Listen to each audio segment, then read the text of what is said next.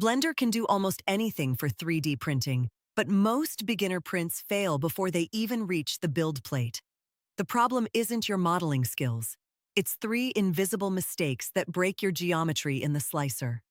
First, always apply your scale before export. Blender's internal units don't match real-world millimeters unless you explicitly set them. Second, enable the 3D Print Toolbox add-on and run a manifold check every single time. Non-manifold edges are silent killers that turn perfect-looking models into slicing nightmares. Third, know when to model versus when to sculpt.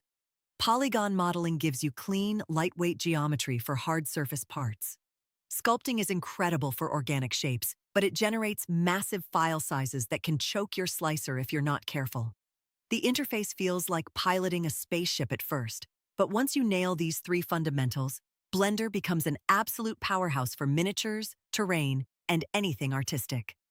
Check the full guide at NozzleDown.com, link in the description.